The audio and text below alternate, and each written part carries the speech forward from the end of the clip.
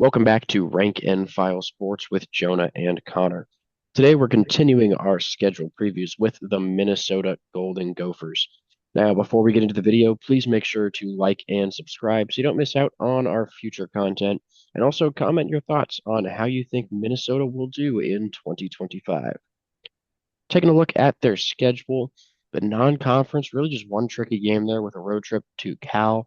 As for the Big Ten, two tough road trips with Ohio State and Oregon.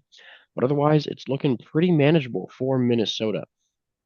Seven games are at home, only five on the road, so a schedule difficulty of 4 out of 10. Starting the season off with a non-conference game against Buffalo. Buffalo has been a pretty decent team the last couple of years, usually headed by a really amazing rushing attack. I believe they finished third place in the MAC last season behind Ohio and Miami of Ohio. So I don't think this is going to be a cakewalk for Minnesota as a non-conference game, but I do think that they will end up getting the job done, giving them a 90% chance in this one.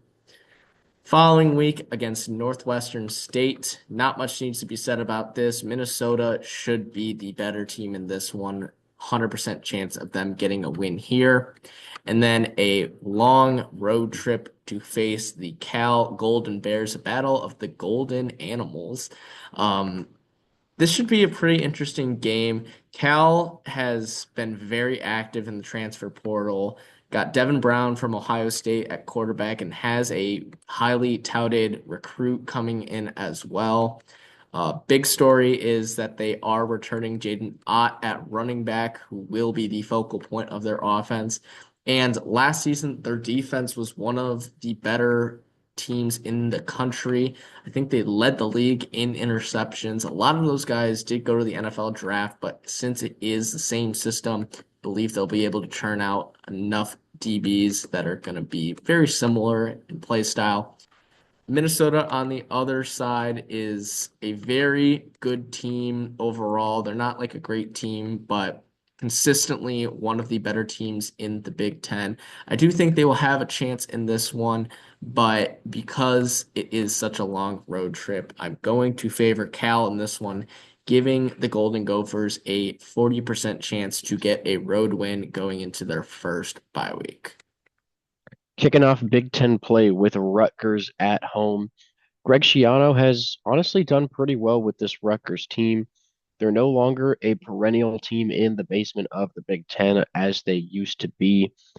That being said, we do still like Minnesota here, especially with the home field advantage. That's going to help them out just a little bit percentage wise, but overall, they should be the more talented team. Give me the Golden Gophers at a 75% chance to win. Heading into one of their toughest games of the season, a road trip to Ohio State. This one, honestly, not much really needs to be said here. The Buckeyes are going to be one of the best teams in the country once again. The fact that Minnesota's on the road is not going to help them out whatsoever. Only a 10% chance at a win for Minnesota. However, that's going to completely flip around when they get Purdue at home, one of the worst teams in the Big Ten last season. Maybe we'll be able to slightly improve this year, but we still like Minnesota at about a 90% chance to win. Then you have the Nebraska Cornhuskers and Minnie Mahomes coming to town to face the Golden Gophers. Nebraska, another team that honestly people are high on Nebraska, seems like about every year. They almost always disappoint. That's not to say Nebraska doesn't have a chance to be good this year, but I can't really see them doing much better than 9-3, and most likely they'll end up with a worse record than that. I think they're pretty comparable to Minnesota, so it's safe to say that the Golden Gophers, with the home field advantage, deserve to be favored here at a 60% chance to win. Then it's a road trip to the Iowa Hawkeyes. This one should be another really good game. Iowa, year in and year out, has a solid defense. It's going to be a really great matchup to see how that plays against the Minnesota offense. I'd expect this to be a low scoring game, like almost all Iowa games are.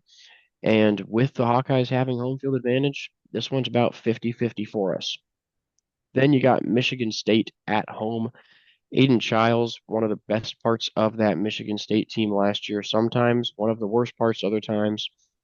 It's really going to depend on how he's able to develop this season. It's going to be later in the season, which may help Michigan State a little bit if he's able to develop just a lot faster than he did last season. Overall, though, we still like this Minnesota team more. Tack on the home field advantage. It's going to be pretty similar to the Rutgers game at about a 75% chance for a Golden Gopher victory. Coming out of that second bye week, they will be going on the road once again to face probably their second biggest test of the season, maybe the first, considering where they're playing. They will be going on the road to Autzen to face the Oregon Ducks. Oregon obviously coming off of an undefeated regular season, losing in that Rose Bowl to the eventual national champions in the Ohio State Buckeyes. A lot of pieces are going to the NFL draft, but they do have a lot of people returning as well. Biggest story is going to be the quarterback for the Ducks. Dante Moore is likely to get the nod early on, considering he has the starting experience at UCLA 2 seasons ago. But I have seen some people say that he's might not be the answer just because his stats at UCLA weren't the best. I still have faith in him. I think that he was such a highly touted recruit, and I think he will be able to develop, especially with Dan Lanning, the offensive mastermind that he is, being in his ear the entire time. I like Dante Moore as the quarterback for the Ducks. I like this Oregon team as a whole. With it being at Autzen, I don't give Minnesota much of a chance in this one. 10% chance for the Golden Gophers to get a win on the road there. Following week, they will be going to Northwestern, likely going to be a very cold game in Chicago for that one, but Minnesota's ready for the cold. Biggest story for Minnesota's offense is Darius Taylor is going to be returning as their starting running back, probably going to be the focal point of their offense, much like I forget who was their running back a couple seasons ago, but he was averaging close to 40 carries a game. It's one of the best running backs in the country. My guess is that's going to end up being a similar game plan for the Golden Gophers in this one. Northwestern was not a great team last season. I don't think they're going to get very much better this season. So even with it being at Northwestern, giving the Golden Gophers an 80% chance there. And finally, finishing the season against Wisconsin at home, big rivalry game. I like Minnesota in this one. I think Wisconsin has been a very underwhelming team the last couple seasons. I think everyone's expecting them to be kind of where Minnesota actually is. I think everyone's expecting them to be like an 8-4 team that goes 5-4 in conference and gives some of those top teams a run for their money. But it has not panned out for them. And I think Minnesota is in a very good spot to capitalize on that. I think PJ Fleck is a very underrated coach, and this team is very underrated. I like them in this one, especially with at home, giving them a 60% chance here just because it is a rivalry game. Never know what can happen. Wisconsin might end up actually looking good like we expected them to, but with it being at home for Minnesota, giving them a 60% chance.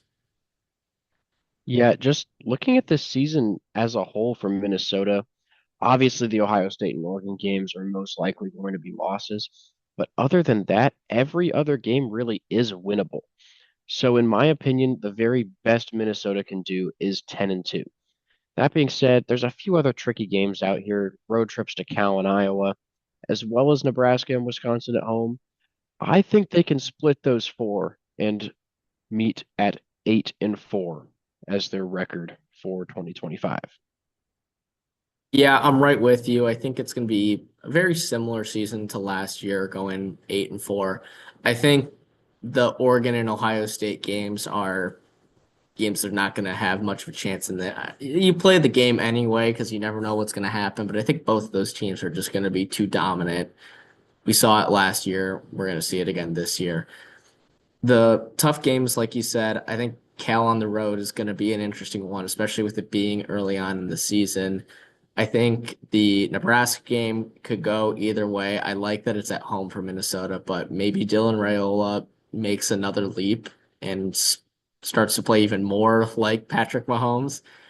At Iowa is another one that it's tricky. It just depends on if Iowa's offense can get their rhythm going like they were able to start off last year, and if that defense is just as good as we're expecting out of them. Aiden Childs, like you said, if he is able to take the leap, I think Michigan State is going to be a dangerous team. But overall, I do think this Minnesota team is really in a good spot to finish in a similar position as they were last year. Maybe give some of those middle of the pack Big Ten teams a bit of a scare or even beat them. But I think 8-4 is a reasonable record for them next season. And 8-4 was the record last season until the bowl loss. Now, based on all those percentages, we have a win projection of 7.4 wins and 4.6 losses. However, we are going to predict a final record of 8-4 for the Golden Gophers. Vegas has it just a little bit under at 6.5 wins for the over under, but they do favor the over. So they have Minnesota going about 7-5. Also very possible, but if I had to pick, I'd say it's more likely they go 9-3 than 7-5 if I wasn't allowed to pick 8-4 as the final record. So that being said, thank you guys for watching. Please make sure to like and subscribe, and we'll see you in our next video.